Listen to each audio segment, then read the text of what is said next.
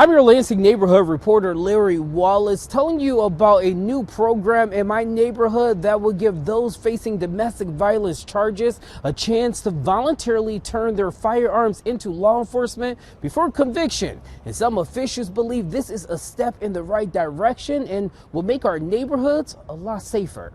Take a look. Empty. Emptiness. An emotion that Tanisha Ashakur says she remembers vividly while experiencing a one-year abusive relationship. And to the point where he held me in a room, essentially tortured me for 3+ hours with a knife. He called family that night and said, "Hey, I'm going to murder her." Tanisha eventually got out, but she knows other victims face the same challenges today, which is why she started Voices of Color, a nonprofit organization that advocates for those experiencing abuse. And through this work, she's noticed an unfortunate trend. More often than not, if I had this, probably 80 to 90%, there's a weapon in the home.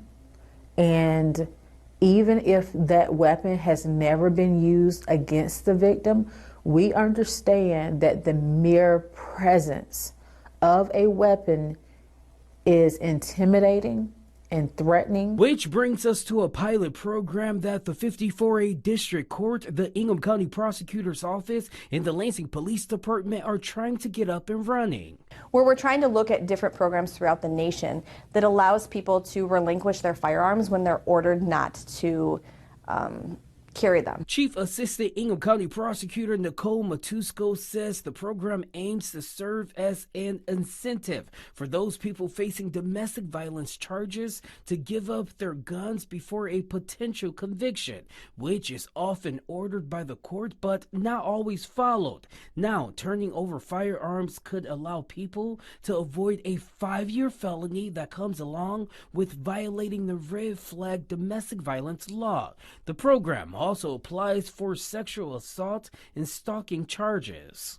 This would be a safe way for them to bring those firearms to law enforcement, and then law enforcement would hold them until the pendency of the case. The city received nearly $130,000 in grant funding to start the program, and while advocates like Tanisha think it's a step in the right direction, they don't know if it will actually be effective. We're asking abusers who are controlling and manipulative to take it on their own accord, who don't believe they're even abusive, to relinquish their weapons, their firearms.